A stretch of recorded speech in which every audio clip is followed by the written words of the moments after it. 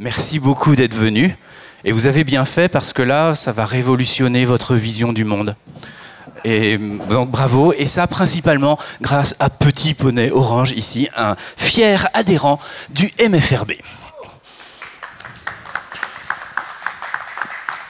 C'est lui, attention, qui prendra la main après les préliminaires. Alors d'abord, l'origine pour... Qu'est-ce qu'on avait prévu? Dès qu'on a eu Vincent Léger, j'ai dit stop, on cherche plus d'hommes, on cherche que des femmes parce que je tiens à la parité. Et donc on avait 3 intervenantes de qualité et nous deux. Malheureusement, défection, accident, imprévu de la vie, on se retrouve 2 hommes. Donc il faut bien penser à chaque fois qu'on fait de prévoir quelque chose, de toujours essayer d'avoir le maximum de femmes parce qu'on ne sait jamais ce qui peut arriver après. Voilà. Par contre, dans les femmes, il y avait Audrey Vernon. J'étais hyper surpris de savoir qu'elle accepte. J'avais envie, j'ai tenté le coup. Audrey Vernon, je ne sais pas si vous la connaissez, c'est une humoriste qui a dû faire dans son spectacle Comment épouser un milliardaire ou un truc comme ça. C'est-à-dire qu'elle dénonce clairement la gabegie de ces personnes qui ne sont un peu en dehors de la société et qui bousillent tout. Voilà. C'est-à-dire que si on parle d'un revenu de base, on va parler du fait qu'il faut que tout le monde ait un minimum, mais ça perd beaucoup de sa valeur s'il y a des gens qui ont tout à côté. À quoi ça sert que des gens aient un minimum si 10% de la population fait 50% des pollutions?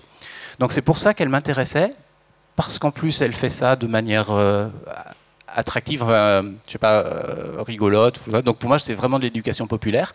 Voilà, et elle attaque ça. Donc comme elle était très déçue de ne pas pouvoir venir, elle a quand même fait une petite vidéo d'excuses en lisant 2 textes, donc on commencera par ça. Pourquoi est-ce que j'ai invité Vincent ici présent? Parce que concrètement, quand on parle décroissance en France, on pense tout de suite à lui. Et comme là on parlait de transition, d'écologie, je tenais à ce qu'il n'y ait aucun malentendu. L'écologie, c'est la décroissance. Point. Du coup, c'est lui qui, après l'intervention d'Audrey, en fait, interviendra pendant environ 20 minutes. Attention, il y avait 2 intervenants à suivre. Donc on allait avoir Marine Calmet parce qu'elle est à la tête d'une initiative, d'une lutte qui est franchement pleine d'avenir, puisqu'il s'agit de donner une personnalité juridique à l'ensemble des fleuves, des forêts, des animaux, de sorte qu'on puisse ester en justice à chaque fois qu'il y ait un gros projet qui va détruire ce patrimoine qui nous fait vivre en fait, et qui, s'il est totalement détruit, en fait, ne pourra plus permettre la vie sur Terre. Et enfin, il y avait normalement Karima Deli. Karima Deli, pourquoi ça m'intéressait? Parce qu'elle est à la tête d'un mouvement appelé d'écologie populaire, et on a vu qu'à chaque fois, elle sait parler en fait à tout le monde. Nous, on reste souvent en tant qu'écolo un peu entre soi, en tant qu'MFRB aussi. Et là, c'était très intéressant d'avoir quelqu'un qui fait l'effort et sait le faire, de parler effectivement à tout le monde, au plus grand nombre, parce que nos luttes, si on veut qu'elles réussissent, en fait, il va falloir qu'on apprenne à parler aux autres et pas parler entre nous. Du coup, pour commencer à apprendre à ne pas parler entre nous, nous allons parler entre nous. C'est-à-dire qu'une fois qu'on aura fini la présentation de Vincent Léger, ça va être le truc classique d'un bâton de parole, ce sera vous, et ce sera à vous de répondre à cette question. Qu'est-ce que je peux faire, qu'est-ce que nous devrions faire pour que le revenu de base et l'écologie soient populaires? Entendu? Donc nous allons commencer avec quelques mots d'Audrey Vernon. Bonjour, je m'appelle Audrey Vernon et je suis vraiment désolée de ne pas être avec vous aujourd'hui. Donc je regrette beaucoup de ne pas être avec les invités qui sont là et que j'admire beaucoup pour des raisons différentes. On m'a demandé du coup de lire un texte et je vais vous lire le texte que je pense j'aurais lu si j'avais été là. C'est un texte que j'ai écrit pour l'Humanité à l'époque du 2e confinement et c'est un texte sur le bénévolat. Alors je vous le lis. Ça va continuer encore longtemps comme ça, l'absurdité du monde capitaliste. On se lève tôt le matin pour fabriquer des trucs, vendre des trucs, consommer des trucs et les échanger. Je n'ai plus envie de me lever pour écrire de nouveaux spectacles qui vont être échangés contre du temps de travail de gens qui auraient sûrement mieux à faire. Je ponctionne une partie du travail de mes spectateurs. C'est horrible d'avoir conscience de ça. Chaque phrase que je prononce a peut-être engendré la fabrication de trucs inutiles. Comment sortir de ce cauchemar qu'est devenu la vie? J'ouvre Gunther Anders, un pionnier de l'écologie politique. Gunther va peut-être m'aider. Il donne l'exemple d'une jeune fille qui, dans les années 40, se voit imposer une thérapie parce qu'elle refuse que sa mère lui achète de nouveaux vêtements. Cela me rappelle des souvenirs de samedi après-midi quand, avec ma mère, nous descendions en ville, rue Saint-Féréol à Marseille, pour aller acheter des habits. Je me souviens de séances d'essayage longues et douloureuses où mon indifférence totale se muait en torture pour nous deux, elle ne sachant comment me faire plaisir avec l'immensité de son amour, et moi ne sachant pas comment lui faire comprendre que cette débauche de marchandises était un enfer. J'acceptais parfois une robe ou un manteau, afin de ne pas décevoir ma mère et la vendeuse, devant cette heure définitivement perdue. Je n'étais pas capable de dire ce qui me rendait si triste dans le shopping hebdomadaire, hormis « c'est ça notre vie ». Aujourd'hui, je suis grande, je peux refuser de jouer à la marchande toute la journée, mais que faire d'autre ? Personne n'a besoin de moi si je ne suis pas dans ce jeu-là. Si je pouvais rêver, réorganiser la société, nous serions entièrement bénévoles. On se lèverait le matin pour aller sur la place. Qu'y a-t-il à faire aujourd'hui ? Un plancher, une école, couper des légumes, repeindre un mur, raconter des histoires aux enfants, ramasser les poubelles, emmener une vieille chez le docteur, conduire un bus, réparer un train. On ferait des équipes où on pourrait choisir ce que notre cœur nous dit et ça commencerait dès l'enfance. Plus d'école, plus d'état d'entreprise, plus rien d'obligatoire. Tout se mélangerait. La radio serait assurée par des gens en vrai. On chanterait nous-mêmes nos chansons. Mon fiancé vient de finir de lire mon texte. Par-dessus mon épaule, waouh, c'est quoi ce cauchemar ? Mon rêve est encore à peaufiner. Voilà, donc ça c'était le premier texte que je vous aurais lu. C'était un texte que j'ai écrit pour l'Humanité, donc au moment du confinement. Enfin, quand on avait le droit de jouer, je me souviens plus exactement. Et je vais vous en lire un autre qui s'appelle La Société du Partage. Et parce qu'en fait, suite à ce premier texte dans l'UMA, quelqu'un est venu me voir au théâtre pour me proposer autre chose. Alors, La Société du Partage.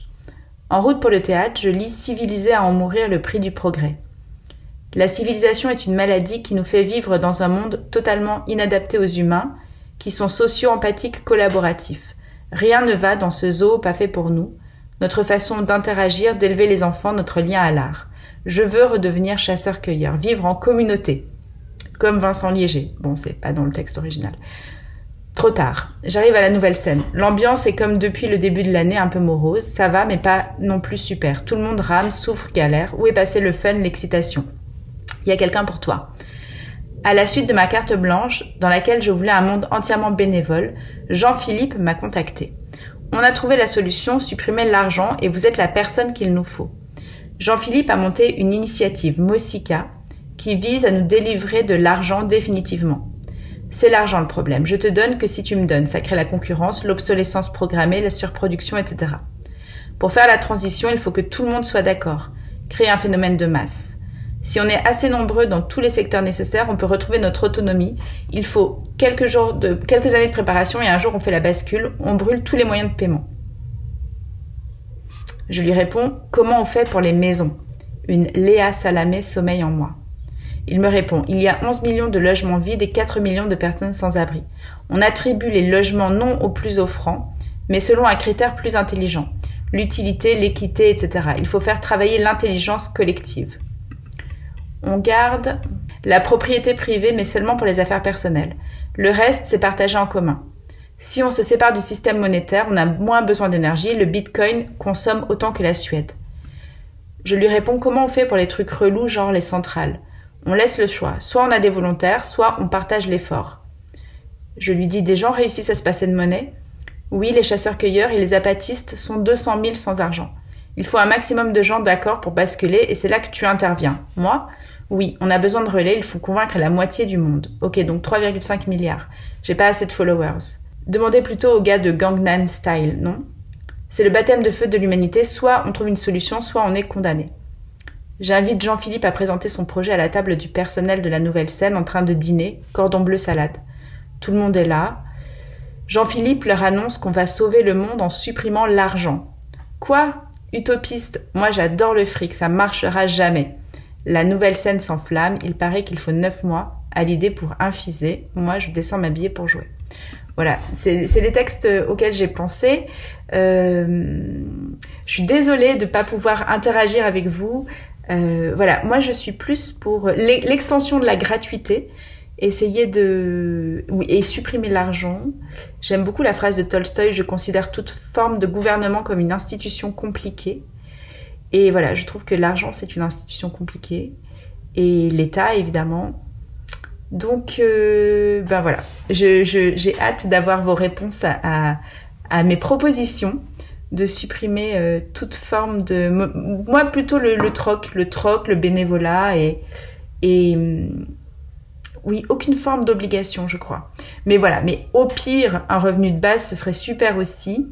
Et voilà, ben je vous souhaite un bon moment et vive la révolution.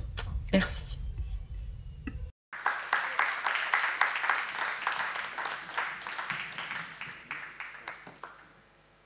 Merci Audrey à distance. Voilà, elle était vraiment en fait au téléphone, navrée de ne pas pouvoir venir. Et quand elle parle d'extension du domaine de la gratuité, il faut bien avoir en tête qu'à partir du moment où on diminue la rareté de l'argent, on a cet espoir. C'est-à-dire qu'à partir du moment où l'argent n'est plus une denrée rare, on peut penser à échanger aussi directement, puisqu'on n'a pas besoin, on peut se séparer d'éléments sans avoir besoin de provisionner pour la suite, puisqu'on sait qu'on en a un peu. Mais justement, Vincent, il me semble que dans ton projet absolument construit, il y a cette notion de gratuité. Donc si tu peux nous expliquer un peu l'ensemble de ton projet. Alors bonjour à toutes et à tous. Alors Audrey, elle va nous regarder parce qu'elle avait insisté pour que ce soit bien filmé. Elle a envie de voir ce qu'on va se dire ici, donc ça c'est l'occasion de la saluer. Et j'aurais été très enchanté de la revoir. Ça fait plusieurs années que je ne l'ai pas vue, tout comme je suis très heureux d'être avec vous depuis hier. Parce que ça fait plusieurs années que je ne m'étais pas reconnecté depuis le Covid, que je n'étais pas reconnecté avec le mouvement français du revenu de base. Et avant de commencer, je tiens à souligner tout le travail merveilleux qui a pu être fait depuis plus d'une dizaine d'années autour de ce mouvement qui, je crois, est plus essentiel que jamais. Et je suis très heureux depuis hier de me renourrir de tous ces débats, de toutes ces réflexions qui sont salvatrices dans un monde qui sombre. Alors ça, c'était les compliments, on va passer aux choses sérieuses maintenant. Alors avant de commencer, peut-être me présenter un peu pour définir ou situer d'où je vous parle. Donc moi, ça fait maintenant une petite vingtaine d'années que je m'intéresse à la décroissance et je vais en parler le pourquoi du comment, qu'est-ce qu'il y a derrière. C'est dans le cadre du mouvement de la décroissance que j'avais découvert ou redécouvert la notion de revenu de base, qui avait des débats très forts dans le mouvement de la décroissance au milieu des années 2000 autour du revenu de base, avec un premier livre qui avait été publié à la fin des années 2000 par un compagnon de route que vous connaissez bien aussi, Baptiste Milondo, que je salue, qui je crois était prévu au programme à Lyon, enfin à Givors, parce que c'est plus près, mais qui n'est pas là à Paris ce week-end. Et puis, au-delà d'avoir publié plusieurs livres en anglais comme Exploring Degrowth ou en espagnol ou en français comme Manifeste pour une dotation inconditionnelle d'autonomie, un projet de décroissance, on parlait du revenu de base dans tous ces livres.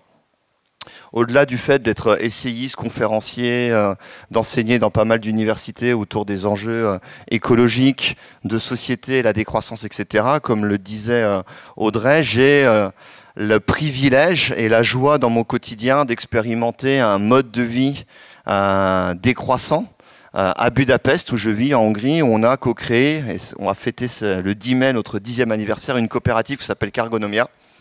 Et Cargonomia, ça fait le lien entre une ferme bio à côté de Budapest, un atelier vélo qui fabrique des vélos cargo, et un centre logistique qui distribue nos paniers de légumes en vélo cargo dans Budapest. Et tout ça est un joli prétexte pour expérimenter d'autres modes de vie. On reconnecte la tête, le cœur et les mains dans nos quotidiens avec différentes activités d'éducation populaire, d'éducation, de recherche, beaucoup d'activités festives et puis aussi du jardinage, des low-tech, du bricolage, plein de belles choses tout à fait joyeuses. Cargonomia a aussi une université ouverte qui accueille une vingtaine d'étudiants par an sur des différents types de projets.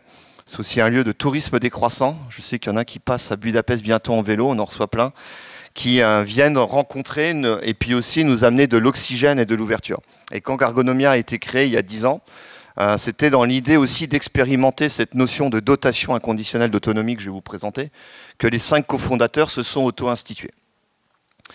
Et Cargonomia a cette vertu au maximum de fonctionner essentiellement sans argent, autour de l'économie de réciprocité. Et comme le disait Audrey, ça facilite grandement la vie. Quand il n'y a pas d'argent, il n'y a pas de problème.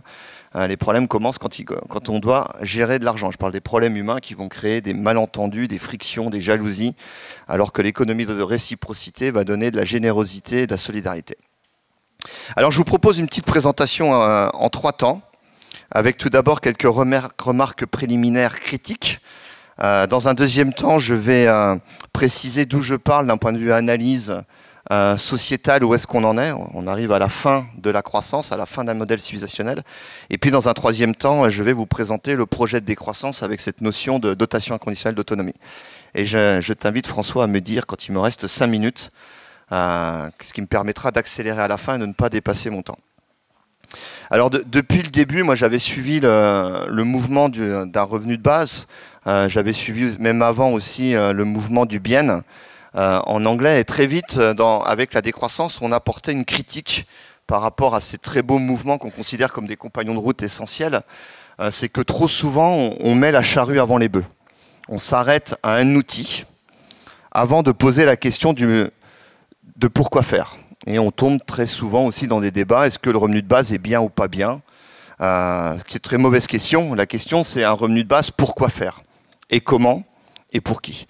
Et de ce point de vue-là, le revenu de base, de par nos réflexions sur la décroissance, peut être un outil tout à fait intéressant dans le cadre d'un projet de décroissance, tout comme il peut être un outil tout à fait toxique. La question, c'est, il est articulé avec quoi? Comment? Mis en place par qui? Par quel processus démocratique? Et c'est comme ça qu'on en est arrivé à se poser la question, mais un revenu de base, dans le contexte politique dans lequel nous sommes aujourd'hui, est-ce qu'il aurait du sens? Et là, j'en arrive à un deuxième point de ma réflexion, qui est une analyse un peu où est-ce qu'on en est. Donc on arrive à un moment très particulier de l'histoire de notre espèce vivante, qui est l'Homo sapiens, qui a commencé il y a à peu près 300 000 ans. Chaque jour qui passe, aujourd'hui, on bat un record du nombre de nos congénères qui sont vivants en même temps sur cette planète. On est autour de 7% d'Homo sapiens depuis 300 000 ans qui d'un seul coup vivent ensemble ici. Avec, depuis 200 ans, une croissance exponentielle totalement délirante, à la fois du nombre d'entre nous qui vivent en même temps sur cette planète, et aussi et surtout de la quantité d'énergie que l'on va utiliser chaque matin pour se lever, pour produire des choses et totalement transformer, modifier les écosystèmes auxquels nous appartenons et dans lesquels nous vivons et que nous altérons, détruisons de manière toujours plus rapide. Et on arrive à un carrefour parce que cette dynamique qui a commencé peut-être il y a 10 000 ans quand un certain nombre d'entre nous ont fait le choix de se sédentariser, ont créé l'agriculture, ont créé des sociétés complexes, ont créé des marchés, ont créé l'argent, on commençait à échanger des choses avec de l'argent, sachant que bien avant, quand on trouve même des sépultures de Néandertal, dont nous partageons autour de 12% de génétique, dans ces sépultures, on va trouver des objets qui avaient déjà fait le tour du monde. Donc ça montrait qu'on aimait voyager, se rencontrer, se reproduire entre nous, et aussi partager des objets. Aujourd'hui, on arrive à la fin de cette dynamique qui a peut-être commencé il y a 10 000 ans, qui a peut-être commencé ou qui s'est accélérée il y a 200 ans avec l'utilisation des énergies fossiles et l'entrée dans les révolutions industrielles. On arrive à la fin de ce modèle civilisationnel qu'on peut appeler la société de croissance, avec tous ces ismes, le capitalisme, le productivisme, le consumérisme, le technoscientisme. C'est pas un isme, mais il est très présent, le patriarcat, peut-être le masculinisme, qu'on voit revenir de manière extrêmement violente dans le comportement de certains nouveaux élus, comme M. Trump, pour ne prendre qu'un exemple. On arrive à la fin de ce modèle civilisationnel pour au moins 4 raisons. La première, c'est qu'il n'y a pas de croissance infinie dans un monde fini aux ressources finies. Et qu'on le veuille ou non, cette fuite en avant croissanciste, de manière inéluctable, à un moment donné, elle va s'arrêter. Et plus on avance, plus on se rapproche de ce point qui est le mur des limites physiques. La deuxième raison que l'on ignore totalement, et quand j'avais commencé à m'intéresser à la décroissance, on pensait que la première allait nous arrêter avant qu'on atteigne la deuxième, c'est que le modèle de société dans lequel nous sommes, basé sur la croissance, n'est pas compatible aux limites environnementales. Et aujourd'hui, sur les 9 limites planétaires, on en a dépassé 6 voire 7. Et chaque jour qui passe, plus on s'enferme, on s'entête à essayer de faire de la croissance. Chaque jour qui passe, plus on se met en danger quant aux conditions d'habitabilité de notre espèce vivante qu'est l'Homo sapiens. Et encore plus de notre modèle civilisationnel dans lequel nous vivons aujourd'hui.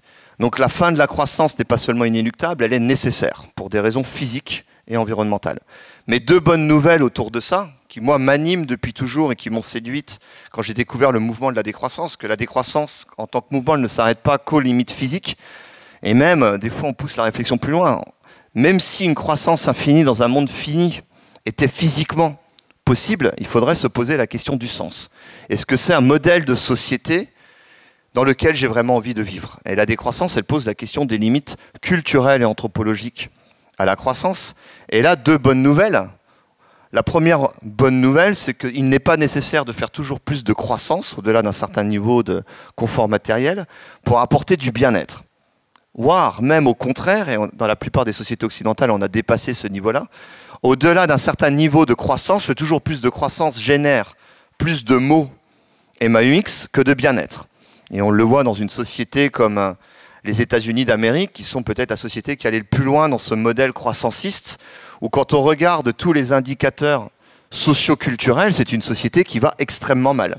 Juste un exemple, l'espérance de vie, qui est l'un des indicateurs objectifs le plus mis en avant par les tenants du croissancisme, l'espérance de vie dans un pays comme les États-Unis d'Amérique a piqué, d'abord pour les plus pauvres, puis maintenant pour l'ensemble des populations, et a commencé à baisser. Principalement lié au-delà de l'effondrement d'un système médical, d'un mal-être lié à des modes de vie, des modes de consommation, en particulier de nourriture, qui rend les gens malades, lié à des comportements à risque, lié à une société extrêmement violente, je pense aux 110 000 morts il y a 2 ans, lié à la consommation d'opioïdes, de manière très forte. Donc on n'a pas besoin de toujours plus de croissance pour rendre les gens heureux, au contraire. Et je rajoute même un point sur le rapport publié récemment par Olivier de Scooters, qui est le rapporteur pour la grande pauvreté des Nations Unies, qui lui, après tout un travail universitaire, un travail d'enquête, un travail de discussion, de conversation, en particulier par des personnes des Sud globaux, que ce soit des élus politiques, des ONG, des gens de terrain, etc., se rend compte que la croissance, elle est un frein pour résoudre la question de la grande pauvreté. C'est que la condition première pour sortir de la grande pauvreté, c'est de sortir de la croissance, ce qui est contre-intuitif. Sortir de la croissance, naturellement, dans les pays les plus riches, qui s'approprient toutes les ressources. C'est-à-dire que sortir de la croissance doit passer par un système de redistribution pour redonner de l'espace vital, de dignité pour des sociétés aujourd'hui qui sont colonisées et dont on pille les ressources, dont on exploite les populations et dont on viole les imaginaires pour continuer à nourrir notre pompe à croissance d'une minorité sur cette planète. Mais elle est nécessaire aussi, cette sortie de la croissance, d'un point de vue symbolique. C'est sous cette notion qu'on avait autour d'un livre merveilleux d'un précurseur de la décroissance, Majid Ranema, quand la misère chasse la pauvreté. La pauvreté est une question matérielle, la misère c'est quand on y rajoute une déstructuration de l'entraide, de la solidarité, et un côté grégaire, on va se projeter en permanence sur le mode de vie des plus riches. Donc on n'a jamais été aussi riche, et pourtant on n'a jamais été aussi frustré. C'est pour ça qu'on parle de société d'abondance frugale. Là où nous sommes aujourd'hui dans des sociétés de surabondance frustrée, dans des sociétés qui n'ont jamais été aussi riches matériellement et aussi pauvres en termes de créativité et en termes de qualité de liens sociaux. Donc la sortie de la croissance est une bonne nouvelle pour le bien-être partagé, pour répondre à la question des inégalités. Et dernier point, beaucoup moins bien connu et malheureusement contre-intuitif, c'est que la croissance, elle est de plus en plus désirée. Toutes les enquêtes d'opinion qui ont pu être faites depuis une dizaine d'années sur cette planète, et en particulier en Europe et encore plus en France, montrent que des majorités culturelles émergent. Les personnes, de plus en plus, aspirent à rompre avec ce modèle de société. Comme disait Audrey, on est un peu le hamster dans sa roue qui court toujours plus vite pour produire toujours plus de choses dont on n'a pas besoin. On est un peu dans cette absurdité, j'ai besoin de ma voiture pour aller travailler, j'ai besoin de mon bullshit job pour payer ma voiture, montre qu'il y a un épuisement anthropologique, un épuisement par rapport au stress, à la perte de sens au travail, que les gens aspirent à travailler moins pour vivre mieux. Les gens aspirent à consommer moins pour partager mieux. Les gens aspirent à la sobriété. Les gens ont compris de manière majoritaire qu'on était face à la fin d'un modèle civilisationnel et qu'on était dans une forme de fuite en avant autodestructrice. Et on voit apparaître des majorités culturelles de personnes qui aspirent à aller vers ce que nous on appelle la décroissance et tous ces principes. Et c'est pas un hasard si aujourd'hui, pour continuer à nous vendre des bagnoles, on va pas avoir les mêmes représentations socio-culturelles d'il y a 20 ans. Donc pour vendre une voiture il y a 20 ans, c'était un discours très masculiniste, très sexiste d'ailleurs. On voyait un jeune homme un peu comme moi, plein d'argent, avec une voiture de sport et qui roulait très vite et qui, à travers le contrôle, la puissance de sa bagnole, allait rencontrer une jeune fille qui était très belle. Aujourd'hui, on va montrer une famille en harmonie sur une superbe route riche de biodiversité, avec quoi? Les enfants derrière, en convivialité, et les vélos sur le toit, parce qu'ils vont faire du vélo dans la forêt. Donc si on nous vend des voitures sur un usage qui n'existe pas de la voiture, c'est que culturellement, la société, et les publicitaires sont très bons, et ont les moyens de faire des études fines sur où est la société. Donc on a aujourd'hui cette bonne nouvelle que les gens sont prêts, sous deux conditions. La première, c'est que ce se fasse de manière juste, donc grosso modo, que les riches fassent plus d'efforts, donc plus on est riche, plus on doit serrer la ceinture. Et la deuxième condition, que ce soit démocratique, que ce soit co-construit. Et j'en arrive justement à un projet de décroissance. Donc dernière partie, je ne sais pas combien de temps il me reste, c'est impeccable. Et donc, quand on a commencé, nous, à réfléchir au milieu des années 2000, dans le mouvement de la décroissance, ce que pourrait être un projet politique de décroissance, bon, on a eu cette double intuition juste, qui était que la décroissance ne pourra être mise en place que si elle est juste. La première des décroissances doit être la décroissance des inégalités, et que si elle est co-construite, que si elle est démocratique, qui sont aujourd'hui vérifiées par ces études d'opinion profondes. Et c'est comme ça qu'on est arrivé à s'intéresser au revenu de base. Et ce qui nous avait intéressé, nous, dans la notion de revenu de base, très vite, on a fait le lien avec la notion d'autonomie. C'est que le revenu de base, au-delà du fait de répondre, et c'est essentiel, à des minima sociaux de dignité pour toutes et tous de manière inconditionnelle, et nous partageons ce principe fondamental qui est dans la Charte des Nations Unies, qui n'est pas nouveau, qui n'est pas inventé, qui n'est pas appliqué. Ce qui nous intéressait, c'était de redonner de l'autonomie. Et l'autonomie, c'est inspiré par la définition d'un Cornelius Castoriadis, c'est cette notion qui permet à chaque citoyenne, chaque citoyen d'être en capacité de choisir en conscience pour s'auto-instituer individuellement, collectivement et politiquement des règles de vie communes. Se réapproprier, s'auto-instituer des limites. Il n'y a pas de liberté sans limite auto-instituée. Et c'est un outil qui permet de se réapproprier et la capacité et le temps, qui permet d'avoir la liberté de s'émanciper de son bullshit job subi, de s'émanciper du précariat, de s'émanciper de la perte de dignité quand on n'a pas de boulot, etc., pour redevenir citoyen actif, qui va participer à la co-construction, qui va participer à des délibérations citoyennes sur quels sont nos besoins fondamentaux et comment on y répond de manière soutenable, évidemment, mais je dirais encore plus comment on y répond de manière juste, de manière partagée, de manière conviviale, pour toutes et tous. Mais on ne s'est pas arrêté là, parce très vite, on a été critiqué au sein du mouvement de la décroissance. Il y a une partie du mouvement de la décroissance qui minoritaire, archi-minoritaire, mais qui a apporté des critiques justes de risques que pouvait représenter le revenu de base à lui tout seul. Le revenu de base peut être un outil merveilleux pour aller vers une société illibérale, libertarienne, qui va donner la justification de détruire encore plus des services publics, des institutions collectives qui font société, qui sont déjà malheureusement extrêmement altérées. Le revenu de base peut être un outil merveilleux de relance économique croissanciste keynésienne. On va mettre en place un revenu de base, ça va donner d'autant plus de manne de consumérisme important, donc la publicité va être d'autant plus accélérée, les crédits à la consommation vont s'accélérer, et on va peut-être résoudre un certain nombre de problèmes, mais on va accélérer l'autodestruction environnementale de notre société. Donc le revenu de base à lui tout seul n'est ni un bon ni un mauvais outil, il doit être articulé d'autres outils.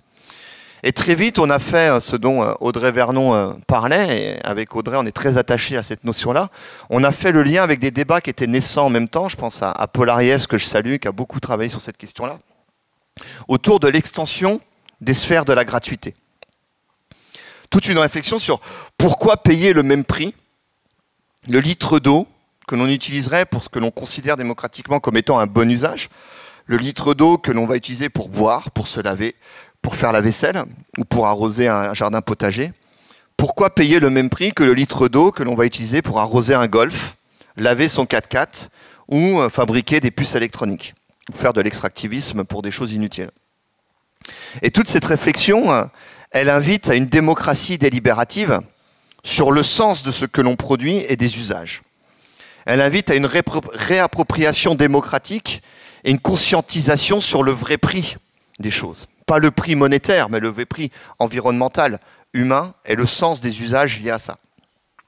C'est une gratuité qui est politiquement construite et qui peut s'appliquer à un certain nombre de ressources, l'énergie, l'eau, des mètres carrés pour vivre. On voit à quel point aujourd'hui la question du logement, de l'accès à des espaces par des activités riches de sens et problématiques dans notre société est un point bloquant.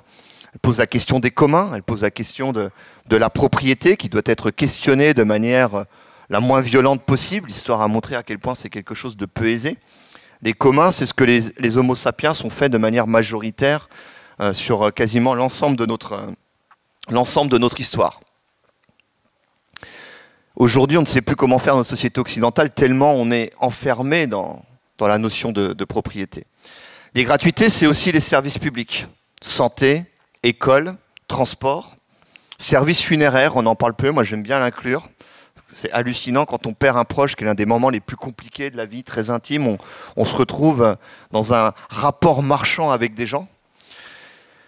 Mais je dirais, si c'est, quand on prend la question de la santé, pour ne prendre qu'un exemple, si c'est pour donner la gratuité à un système de santé malade dans une société qui crée toujours plus de maladies, ça n'a pas de sens. C'est l'occasion d'avoir une délibération citoyenne sur qu'est-ce qu'une société en bonne santé. Repenser notre rapport au stress, repenser notre rapport à une nourriture saine, repenser notre rapport à l'environnement. On sait que, par exemple, le fait d'être en lien avec la nature est très bénéfique pour notre santé psychique. Pareil pour l'école. C'est pour former des abrutis efficaces dans un système productiviste pour des multinationales. Est-ce que ça a du sens? L'école doit être l'école de la vie, doit être l'école du partage, du vivre ensemble, l'école où on apprend les controverses, où on apprend l'intelligence collective, où on apprend à s'écouter, où on apprend la communication non violente, etc. Et donc, ces gratuités, on les a associées tout de suite à la notion de revenu de base. On a associé ça aussi à la notion des systèmes d'échange locaux qui ont cette vertu de recréer du lien, les monnaies locales et complémentaires, les banques de temps. Donc un certain nombre de processus qui existent, expérimentés ici ou là. Ce qui nous intéressait là aussi, c'est pas tant la réalisation technique de ces outils que qu'est-ce qu'ils apportent. Comment dans un territoire on va recréer du lien, on va recréer des solidarités, on va recréer de l'autonomie, on va recréer de la sécurité, on va aller vers des formes d'abondance frugale. On ne s'est pas arrêté là non plus parce que, comme je le disais, ça doit s'inscrire dans une réflexion sur la première des décroissances, qui est la décroissance des inégalités. Ces réflexions-là doivent être systématiquement associées à un revenu maximum acceptable.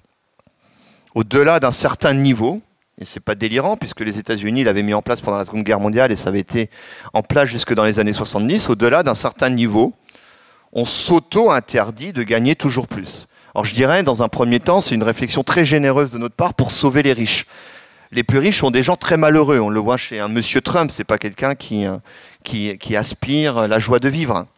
C'est quelqu'un qui a passé sa vie à être une proie parce qu'il a hérité de beaucoup d'argent qu'il a systématiquement perdu, qu'il a été sauvé par la mafia russe à chaque fois pour se remettre sur pied. C'est quelqu'un qui est paranoïaque. Et les plus riches sont des gens qui ont beaucoup de maladies psychiatriques du fait d'être malheureux. Donc soyons généreux avec eux, dépossédons-les de quelque chose qui est toxique pour la société et qui n'est pas bon pour eux. Mais aussi pour des raisons symboliques. C'est que tant qu'on a des plus riches et que nous sommes des animaux sociaux autour de cette rivalité ostentatoire, on va être frustré de ne pas suivre le mode de vie des plus riches. On croit qu'une vie réussie passe par cette accumulation de toujours plus. Donc libérons-nous de tout ça.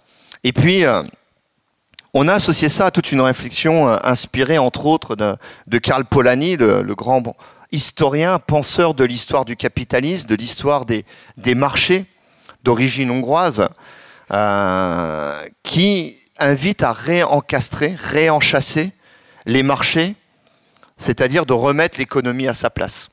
Comme le disait Audrey, l'argent est une convention sociale, elle ne se mange pas, elle nous pervertit.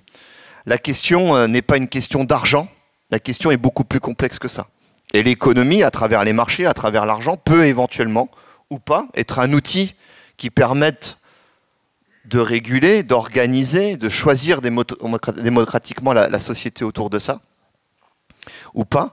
Et donc ça passe par une réappropriation de la Banque centrale avec une autre forme de gouvernance démocratique, de l'éducation populaire sur ce qu'est une banque centrale et la création monétaire qui est à la base du fonctionnement de nos sociétés dont on a été dépossédé en termes de connaissances et de gouvernance.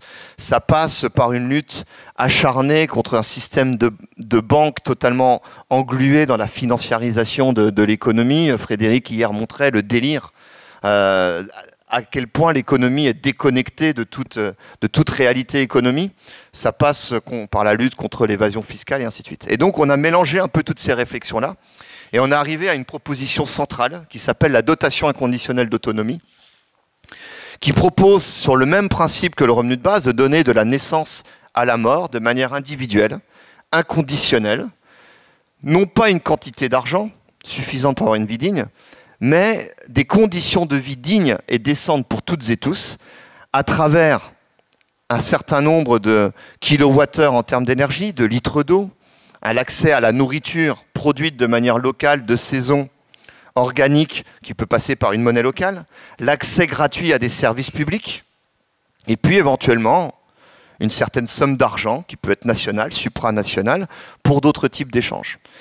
Mais à travers cette notion de dotation inconditionnelle d'autonomie, ce qui est intéressant, ce n'est pas la mise en place technique ou bureaucratique d'un tel processus, c'est une invitation à un cheminement déconcentré, relocalisé, où on invite les citoyennes et les citoyens à s'approprier ce questionnement sur quels sont véritablement nos besoins fondamentaux et comment on y répond de manière juste, conviviale, partagé dans tous les territoires. Et tout ça couplé à un revenu maximum acceptable, à un débat sur l'héritage, à un débat sur la redistribution de la propriété des biens qui sont aujourd'hui le vecteur principal des inégalités.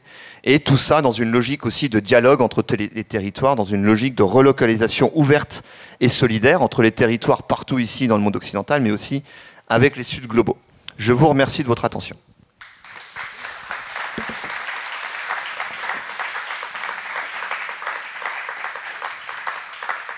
Merci beaucoup Vincent, et je suis heureux que ce soit enregistré parce que c'est si riche que je vais avoir besoin de réécouter. C'était waouh. Du coup, oui, bravo. Donc du coup, en fait, là, ce qui était prévu, bien sûr, quand on fait du participatif, je vous engage à toujours le préparer. Et c'était quand même un peu préparé normalement, mais on change tout. Puisqu'on était sur scène avec 3 femmes et 2 hommes, donc je n'avais pas de problème, j'avais prévu quelqu'un de la salle qui, effectivement, avait déjà des propos pour initier ça. Et on change tout. Donc là, effectivement, on va passer sur un côté participatif, mais la première personne sera nécessairement une femme. Et quand ce sera une femme, elle pourra désigner un homme ou une femme pour la suivre. Mais si c'est un homme, il aura l'obligation de désigner une femme. D'accord ? C'est simple. Et là, parce qu'il n'y a pas vous et nous deux, on va prendre la chaise juste à côté et vous viendrez à chaque fois parler ici. Voilà, il n'y a pas des sachants et des gens. Voilà. Donc l'idée, je vous rappelle la proposition, mais évidemment, du coup, sinon ce sera en contradiction avec ce que je viens de dire, vous faites bien ce que vous voulez.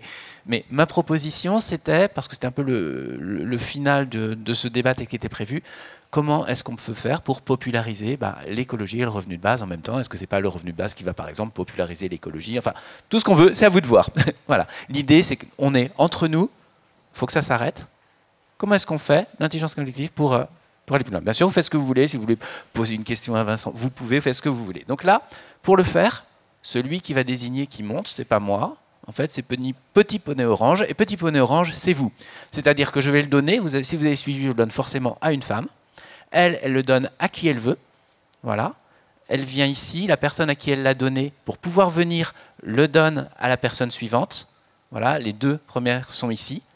Voilà, elle parle, et ensuite la personne qui avait le petit poney, en fait, choisit une autre personne, et ils viennent aussi à 2 ici. Voilà, et on fait ça, et puis on arrête assez rapidement, parce qu'il va falloir passer à un débat ultra intéressant après, justement, sur le féminisme. Voilà.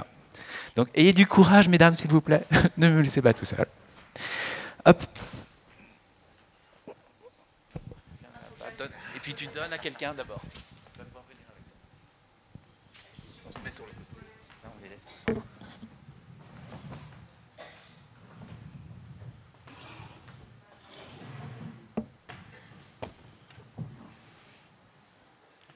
Venez. Bonjour tout le monde. En fait, moi j'ai une question très immédiate sur comment on concilie une pensée de la décroissance, une pensée de l'écologie et le moment politique dans lequel on est, puisque je pense que vous avez suivi un peu l'actualité comme moi cette semaine, ou même écouté la radio ce matin, et le grand sujet, c'est le gouvernement nous dit qu'il faut faire 40 milliards d'économies supplémentaires la semaine prochaine. Et du coup, quand on arrive sur un plateau télé, lundi, mardi ou mercredi prochain, en disant mais nous on pense qu'il faut de la sobriété, de la décroissance, on pense qu'il faut mieux partager, et j'aimais beaucoup ta formule sur une frugalité, abondance frugale versus surabondance frustrée.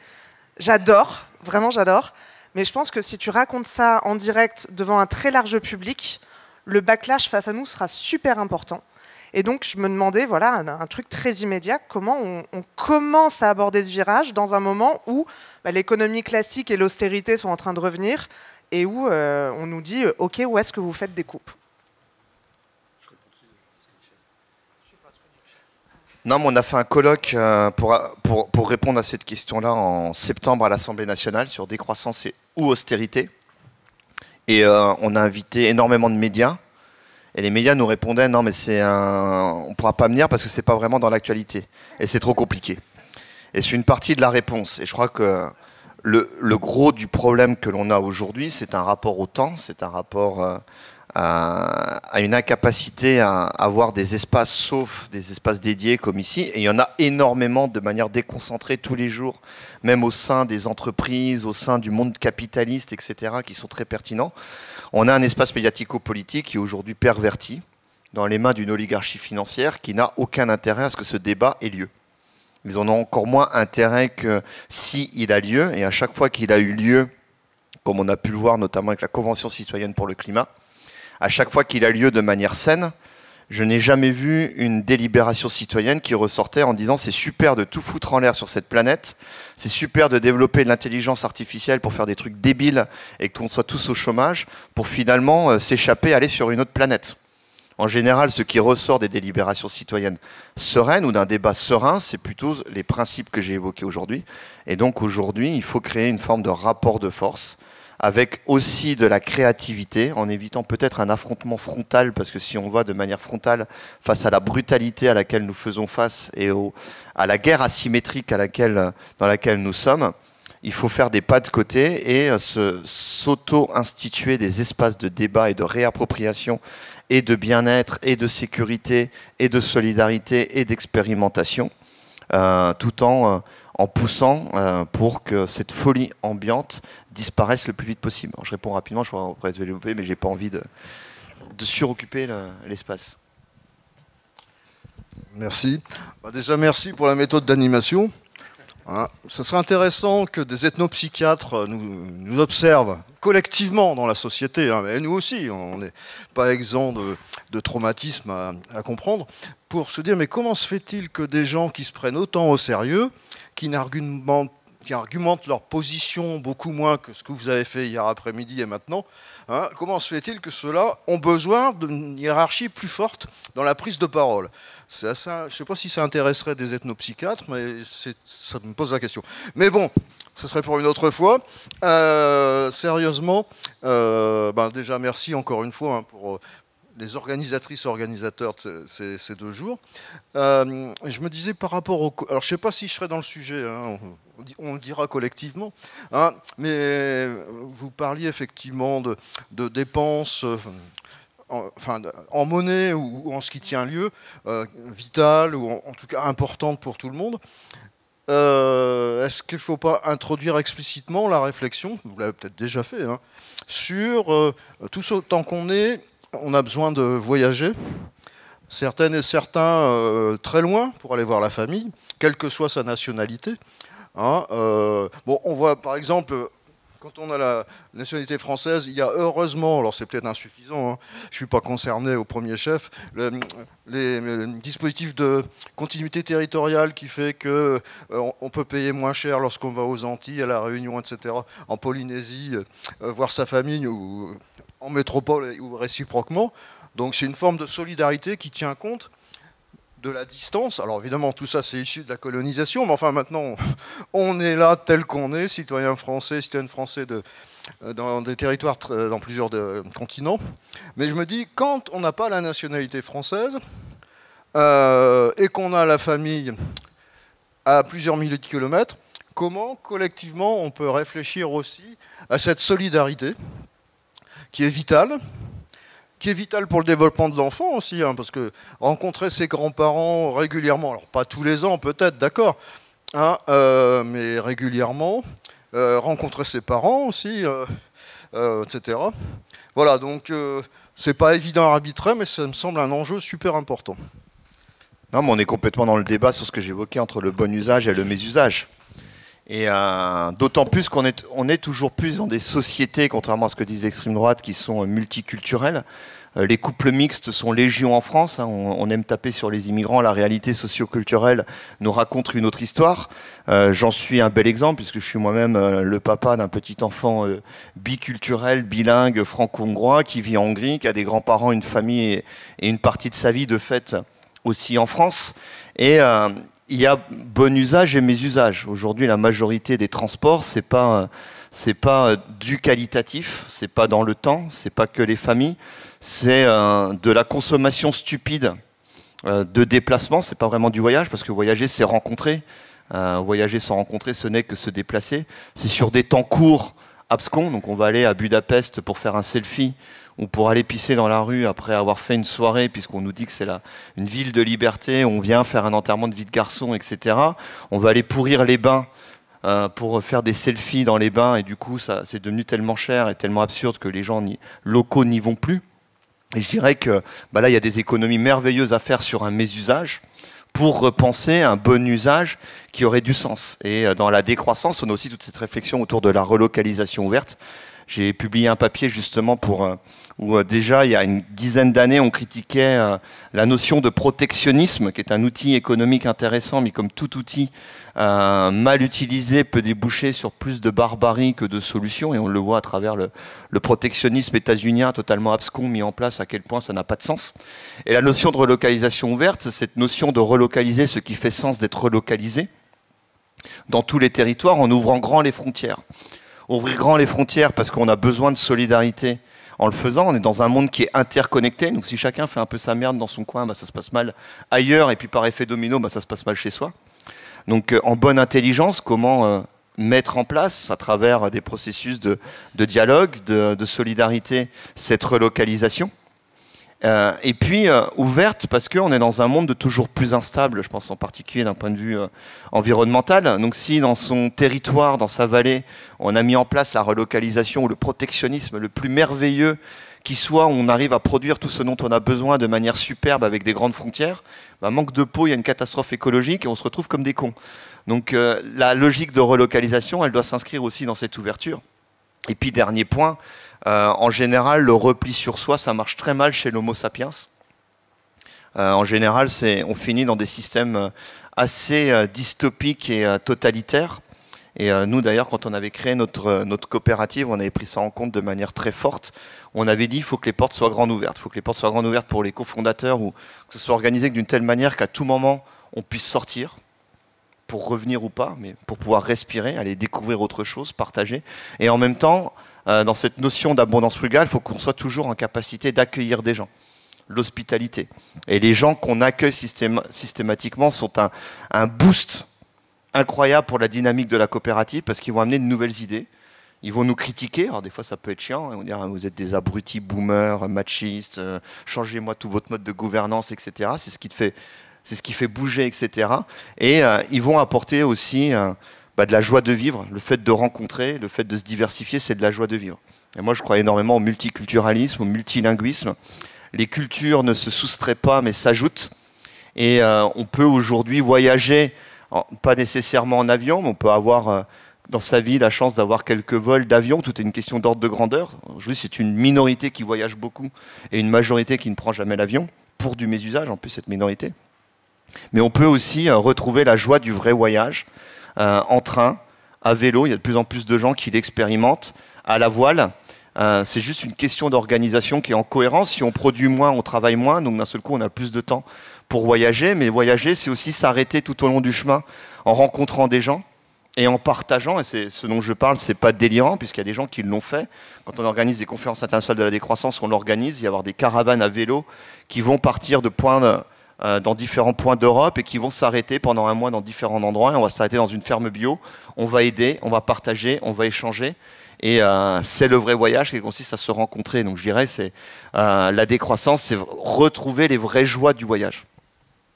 Donc là, on l'a vu avec la décroissance, mais on va aussi faire le lien avec le revenu de base, puisque là, justement, qu'est-ce qui nous empêche d'aller aux États-Unis en prenant 15 jours de cargo? Voilà, c'est que si on n'y va pas, c'est qu'on travaille, et que là, du coup, un mois de voyage, enfin un mois de voyage en fait pour un mois là-bas, on va pas pouvoir le faire parce qu'on travaille. Qu'est-ce que nous propose un revenu de base? Il nous dit que de toute façon, que l'on se soumette ou non à un patron ou à l'État, on aura de quoi vivre. Donc on va s'ouvrir cette possibilité. Et ça marche sur beaucoup de pans de la société. Tout ce qui est contraint, où on ne fait pas ce qu'on aimerait faire, ce qu'on aspire à faire, en fait, tout simplement parce qu'on a l'obligation sociale de travailler, on va diminuer cette pression, on va autoriser les gens, en fait, à vivre sans forcément se soumettre à un patron ou à l'État. Donc là, on va continuer en finissant un peu différemment par rapport à ce que j'ai dit, puisque les deux personnes suivantes sont un homme et une femme. Ah non, finalement, ça a changé? Ces deux femmes? Non, donc c'est un homme et une femme. Donc du coup, Raphaël, tu restes ici pour avoir un truc très joli. Voilà, nous deux, nous disparaissons. Voilà, pour finir, si vous voulez bien venir, voilà, les deux suivants. Et là, ça va être la clôture. Excusez-moi. Voilà. Voilà. Donc sur la clôture, où vous allez effectivement être comme ça, 2 femmes et 2 hommes, c'est bien. Et Vincent, tu deviens l'animateur. Comme ça. 5 minutes, c'est fini. Après, c'est juste la conclusion en fait de la chose. Voilà. Qui veut commencer? Vas-y. C'est parti. Non, petite remarque là, sur ce principe du petit poney. Là, oui, j'étais un petit peu sceptique au début, mais jamais je n'aurais pris la parole si on ne me l'avait pas donné. Donc, et je ne sais pas si c'est intéressant ce que j'ai à dire, mais de fait, j'ai des petites choses à dire. Alors, des petites remarques. Déjà, merci beaucoup Vincent et Audrey Vernon à distance pour vos interventions très inspirantes. Et moi, je vais me faire un petit peu, pas l'avocat du diable, mais apporter un petit peu le son de cloche différent. J'ai quand même du mal avec la diabolisation de l'argent. Et ces louanges de la gratuité, dans le sens où il ne faudrait pas oublier quand même tout ce potentiel émancipateur qui est associé au fait de pouvoir échanger sans se mettre d'accord avec tous les gens qui sont autour. Et voilà, qu'il ne faut pas oublier le poids immense des rapports sociaux, on le sait très bien dans nos quotidiens, hein. Il y a des problèmes d'ego, il y a des problèmes de rancune, de non-dit, etc. Alors bien sûr, on peut se projeter dans une société idéale où il n'y aurait plus d'ego, où tous les gens régleraient leurs problèmes à l'amiable, etc. Mais est-ce qu'on veut vraiment de cette société où on passe notre temps à se discuter sur des trucs qui seraient finalement évitables avec un bon échange marchand? Oui, j'y vais à fond là. Donc ça, c'était juste la petite son de cloche alternatif là. Après, j'ai trouvé que c'était très intéressant la manière dont tu présentais donc cette dotation inconditionnelle, plus comme un cheminement, une invitation, un cheminement réflexif, plutôt qu'à un modèle sur lequel il faudrait se mettre d'accord sur tous les détails bureaucratiques, parce qu'effectivement, et c'est là où c'est vrai que dans ce cas, oui, c'est terriblement inspirant et ça porte des réflexions très riches pour nous, partisans du revenu universel. Et après, sur vos propos précédents, mais j'étais occupée par une histoire de petit poney, donc j'ai entendu qu'à moitié, mais sur ces blocages considérables qu'on sait, hein, que la structure économique, politico-économique, avec ses gros lobbies, etc., qui est absolument désespérante. Et c'est là où le revenu de base, et là j'apporte encore un petit son de cloche, peut-être, je sais pas, un peu transgressif, mais Ouais, voilà. C'est que, parce que voilà, on peut se dire que le revenu de base, du coup, c'est cet empowerment là, ça dynamise les expérimentations citoyennes, ça donne le pouvoir à la base, etc. Donc c'est super pour toutes ces alternatives que vous citez, qu'elles puissent émaner d'elles-mêmes sans avoir l'accord des élites, etc. Mais là, vous allez me dire, mais oui, mais pour que le revenu de base il soit instauré, il faut l'accord de ces élites, etc. Et c'est là où il y a une petite réflexion à se poser, il me semble, sur l'opportunité. Et là, j'improvise complètement. J'ai jamais vraiment approfondi cette piste. Des revenus de base libéraux dont le montant est un peu faible, mais qui ne sont pas pour autant dégressifs. Parce que, on le sait, en fait, quand on est décroissant, on dépense beaucoup moins. Et que ça pourrait libérer, notamment, et puis même, surtout chez les jeunes, qui ne sont pas encore accoutumés à tous des modes de vie hyper dépensiers, etc. Oui, ça dépend lesquels, bien sûr, mais qu'il y aurait peut-être quelque chose de faire passer ça pour non, vous inquiétez pas, c'est qu'un RSA, tous les gens vont continuer à travailler, et pof, avec vos petits 600 €, là, finalement, il y a plein d'alternatives qui se mettent en place, tata. J'oppose ça là, je ne sais pas ce que ça vaut, si c'est hyper dangereux ce que je suis en train de dire. Nous, voilà. Et c'est tout ce que j'avais à dire. Et j'ai beaucoup trop parlé, je suis navrée. Non, ça ne faisait que prolonger la richesse et la complexité de tout ce qui a été abordé, ne serait-ce que pendant la dizaine de sets qu'on a eu lieu là, sur 2 jours. Et moi, ce qui m'a invité à prendre le nounours, c'était la question qui a été posée, combien on est, quel âge on a, et comment on fait sortir ça de ces murs-là. C'est quand même une question fondamentale. Nous, c'est-à-dire un collectif de réalisateurs, il y a 2 ans déjà, on a eu l'intuition que c'était vraiment... D'abord, on a la conviction que l'image et le documentaire, notamment, sont des vecteurs de vulgarisation et de dissémination des idées, des concepts tout à fait pertinents et efficaces. Et j'entends bien au-delà, évidemment, et déjà qu'il y ait captation de ça, mémoire de ça, et à disposition de l'intégrale sur YouTube, ça sera évidemment très bien, mais à qui ça s'adresse? Qui a envie de se faire les 2 salles? Donc ça va nous faire quoi, une vingtaine d'heures de vidéos. Évidemment, ici, il y a des gens qui le feront comme on attaque des actes, mais ce n'est pas avec ça qu'on va convaincre une large population. Donc, un travail de réalisation documentaire, on est dans un tout autre travail d'écriture, de pensée, etc. Et à la fois, notre volonté, parce qu'on s'est bien aperçu que vu l'immense complexité du sujet passionnant, c'est que c'est un vrai outil d'exploration aussi. C'est un outil c'est une caméra participante, au sens qu'elle déclenche autant qu'elle reçoit, qu'elle accueille, et qu'il ne s'agit pas non plus de ne faire que des experts, parce que c'est les plus faciles, les experts, on prend rendez-vous, il y a souvent un peu d'ego dont les gens sont contents d'être filmés, alors que les allocataires, par exemple, pour ce qui est des minima sociaux ou autres gens en errance, généralement, le rapport de confiance qu'il faut acquérir, c'est pas pareil, mais c'est ça qui donne de la chair et qui donne de la pertinence à notre propos. Donc nous, il y a déjà 2 ans et demi, on s'est mis à tourner, on vous en a parlé, on est des compagnons de route au sens qu'on n'est pas d'un des mouvements ou d'une des obédiences, mais on a la conviction que cet outil est indispensable, que c'est un boulot énorme, que presque à l'image de votre programme, on en était déjà à 12 épisodes qui feront tous à peu près 1 heure, vous imaginez le travail, qu'on a déjà tourné une 30aine d'entretiens, on a des teasers que vous avez vus cette année, l'année dernière aussi, on est en train de finaliser l'épisode 1 qui sera juste le RSA, ses conditionnements et plus, c'est-à-dire une ouverture vers les questions de revenus d'existence, salaire à vie, etc. Juste l'ouverture.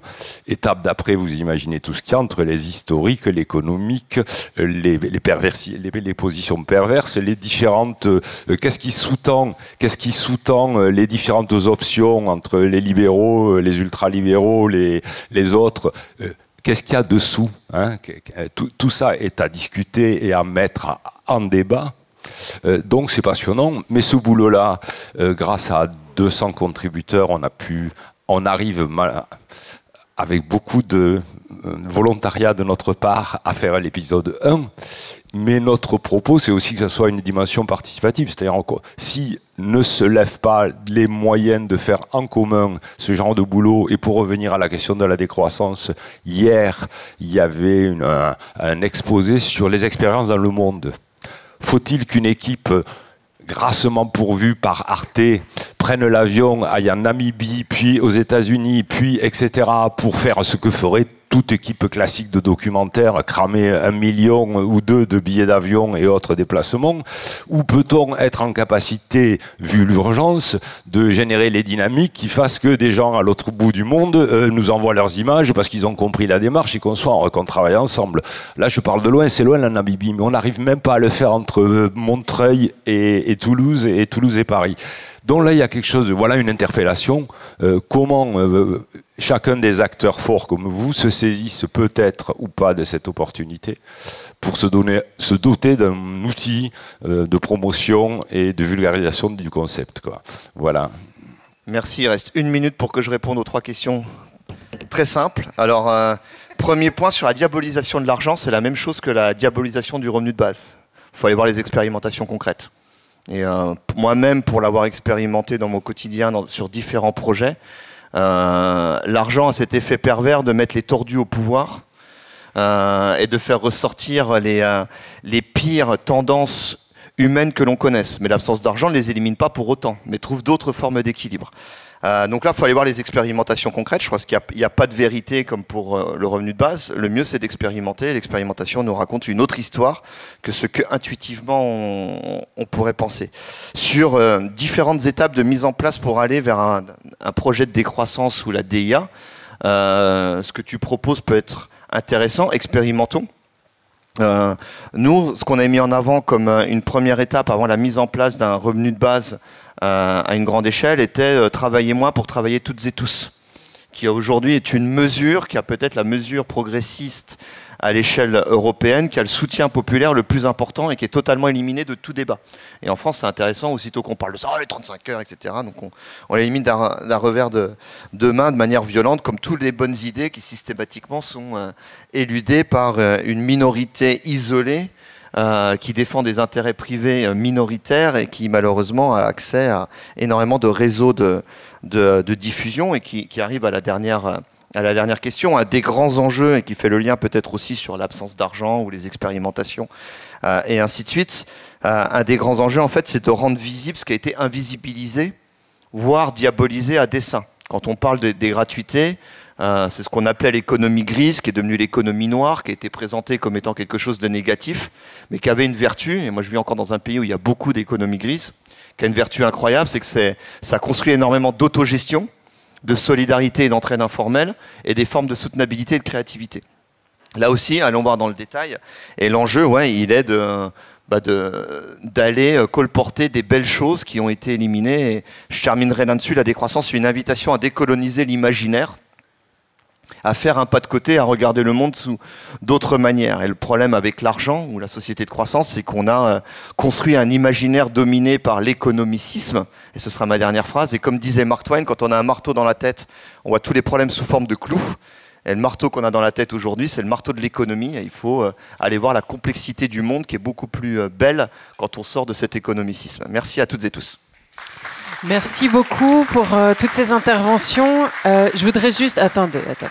Je vais juste vraiment te remercier, Vincent, d'être venu. Il y a d'autres vidéos de toi ou d'autres, ou un podcast sur le site revenudebase.info où on peut t'entendre aussi de façon plus longue, plus développée, pour avoir et ta pensée et celle des décroissants.